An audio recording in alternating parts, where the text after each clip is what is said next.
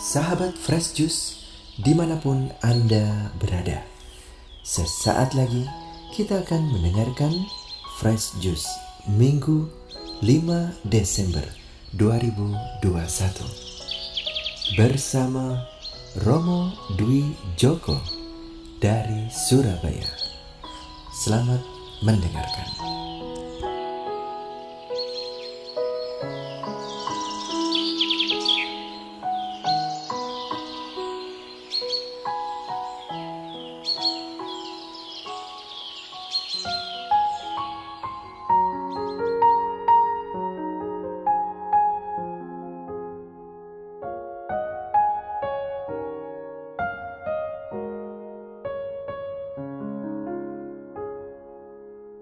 Para sahabat Fresh yang terkasih, selamat pagi, selamat berjumpa kembali. Salam damai dalam kasih Tuhan.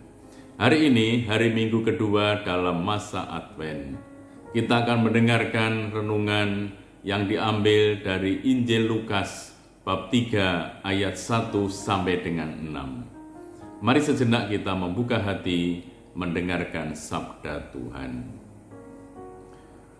Dalam tahun ke-15 pemerintahan Kaisar Tiberius, ketika Pontius Pilatus menjadi wali negeri Yudea dan Herodes menjadi raja wilayah Galilea, Filipus saudaranya menjadi raja wilayah Iturea dan Trakonitis, dan Lisanias menjadi raja wilayah Abilene.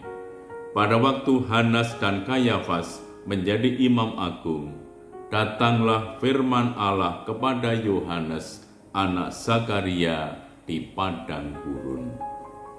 Maka datanglah Yohanes ke seluruh daerah Yordan dan menyerukan, "Bertobatlah dan berilah dirimu dibaptis, maka Allah akan mengampuni dosamu." Seperti ada tertulis dalam nubuat-nubuat Yesaya, "Ada suara yang berseru-seru di padang gurun, siapkanlah jalan bagi Tuhan, luruskanlah jalan baginya. Setiap lembah akan ditimbun, setiap gunung dan bukit akan menjadi rata. Yang berliku-liku akan diluruskan, dan yang berlekuk-lekuk akan diratakan. Dan semua orang akan melihat keselamatan yang dari Tuhan." Demikianlah sabda Tuhan. Terpujilah Kristus. Para sahabat terkasih, panggilan Yohanes Pembaptis adalah mempersiapkan jalan bagi Tuhan Yesus. Nah, Lukas menempatkan kemunculan dan pelayanan Yohanes Pembaptis dalam kerangka sejarah umum. Penyebutan Kaisar Tiberius, Pontius Pilatus, dan sebagainya untuk menyampaikan pesan bahwa keterlibatan Allah dalam sejarah manusia dalam diri Yesus dari Nazaret merupakan suatu peristiwa yang mempunyai makna bukan hanya bagi bangsa Israel, tetapi juga bagi semua bangsa lain di dunia ini, yakni untuk keselamatan seluruh umat manusia. Nah, menurut pemikiran manusia, mestinya Allah itu berkomunikasi melalui tokoh-tokoh dunia yang disebut Lukas tadi. Misalnya dengan imam-imam besar Hanas dan Kayafas, sebab mereka diyakini sebagai wakil Allah di dunia ini. Atau seharusnya Allah berkomunikasi dengan Kaisar Tiberius di Roma sebagai kepala dunia pada waktu itu. Tetapi ada kejutan sebagaimana ditulis oleh Santo Lukas. Lukas mencatat dalam tahun ke-15 pemerintahan Kaisar Tiberius dan sebagainya, datanglah firman Tuhan. Bukan kepada mereka, orang-orang itu, melainkan kepada Yohanes, anak Zakarias, di padang gurun. Ini sesuatu yang sangat mengesan. Yohanes datang memberitakan baptisan tobat untuk pengampunan dosa. Orang yang mau dibaptis oleh Yohanes adalah orang yang terdorong oleh niat untuk mengubah arah kehidupannya. Akan tetapi, niat dan tekadnya untuk mengubah cara hidup memang tidak nampak, tidak bisa dilihat orang. Maka niat untuk mengubah hidup dan arahnya itu diperagakan dalam ritus pembaptisan. Ini menjadi simbol. Orang-orang itu ditenggelamkan ke dalam air, di mana mereka mati sebagai orang yang egois, lalu keluar sebagai manusia baru, menjadi pribadi yang peduli akan kepentingan dan kebahagiaan sesama. Nah, dengan demikian, dengan baptisan itu, dosanya diampuni. Dan ini sebenarnya bukan karena ritus atau karena mereka ditenggelamkan ke dalam air, melainkan karena orang-orang ini sungguh bertekad untuk mengubah cara hidupnya. Artinya, ia tidak lagi terarah pada dirinya sendiri, melainkan terarah pada kebutuhan dan penderitaan sesama. Itulah yang membuat manusia lalu dibebaskan dari belenggu dosa itu. Dicatat, ada suara yang berseru-seru di padang gurun. Yohanes Pembaptis, anak Zakaria, tidak mengikuti ayahnya menjadi pelayan kultus di bait Allah. Tetapi ia meninggalkan, katakanlah, institusi agama Yahudi dan memilih menjadi suara yang berseru-seru di padang gurun. Dan suara itu menyatakan, persiapkanlah jalan untuk Tuhan, luruskanlah jalan baginya. Setiap lembah akan ditimbun dan setiap gunung dan bukit akan menjadi rata. Yang berliku-liku akan diluruskan, yang berlekuk-lekuk akan diratakan. Seruan Yohanes Pembaptis ini mengutip seruan Nabi Yesaya pada waktu mereka berada dalam pembuangan. Pada waktu itu umat Yehuda sedang mengalami pembuangan di Babilonia. Sesaat lagi tampaknya mereka akan segera bebas dan kembali ke tanah Kanaan. Tuhan seolah akan datang dari Yerusalem. Dari barat dia melewati padang gurun belantara menuju Babilonia di timur. Untuk itu harus dipersiapkan jalan yang akan dilewati oleh Tuhan, sehingga tidak ada hal-hal yang menjadi sandungan bagi Tuhan.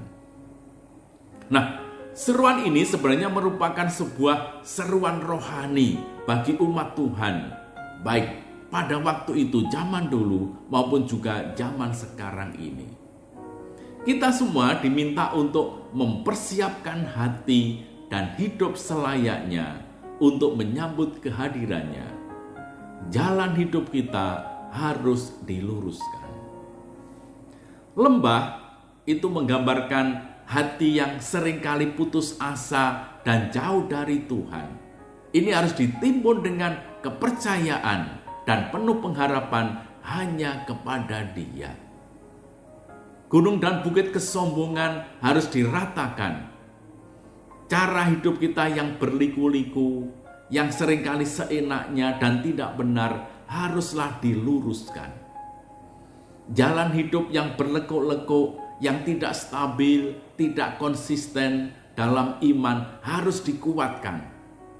Semuanya itu dimaksudkan agar Tuhan tidak terganggu dalam kehadirannya untuk menolong dan menyelamatkan kita. Dengan demikian, semua orang akan melihat keselamatan dari Tuhan. Semua orang, artinya setiap manusia. Memang manusia itu sendiri keadaannya sungguh amat lemah, tidak berdaya, baik jasmani maupun rohani. Manusia yang adalah daging bisa jatuh sakit, bisa berbuat salah, bisa mengalami kesepian. Manusia bisa menjadi tua dan mati. Namun dalam setiap dan segala kelemahannya, manusia tidak pernah akan ditinggalkan oleh kasih sayang Allah, oleh kerahimannya, oleh kemurahannya dan belas kasih-Nya. Tidak ada kelemahan atau dosa besar apapun yang tidak akan terjangkau dan disembuhkan oleh kasih sayang Allah, oleh kerahiman dan penghiburannya. Karena itu masa Advent dimaksudkan untuk menyadari bahwa pendekatan Allah dengan manusia sungguh telah mengalami perubahan besar. Dialah yang datang mencari manusia, sebab manusia sesungguhnya membutuhkan kasih sayang Allah.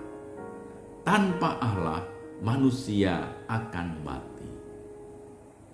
Maka dalam diri Yesus, Allah mendatangi manusia untuk berbagi dengan manusia, berbagi kehidupannya dan kebahagiaannya. Para sahabat terkasih, sebagaimana Yohanes Pembaptis diutus menyiapkan orang untuk menerima Yesus, anak domba Allah, kita pun juga perlu menyiapkan diri untuk berjumpa dengan Yesus. Maka para sahabat, marilah kita menyiapkan diri dengan terus membangun semangat pertobatan yang akan menuntun kepada kebenaran yang meratakan jalan menuju hidup abadi. Marilah kita berdoa. Bapa yang baik, kami bersyukur karena Engkau mengutus Yohanes Pembaptis, suara yang berseru-seru di padang gurun. Persiapkanlah jalan bagi Tuhan. Di tengah pergulatan ini, semoga kami tetap mampu mendengarkan suara-Mu untuk mempersiapkan diri berjumpa dengan Yesus yang membawa keselamatan bagi kami. Dialah Tuhan dan pengantara kami sepanjang segala masa. Amin. Tuhan bersamamu dan bersama rohmu. Semoga Allah yang Maha Kuasa memberkati saudara sekalian, Bapa dan Putra dan Roh Kudus. Amin.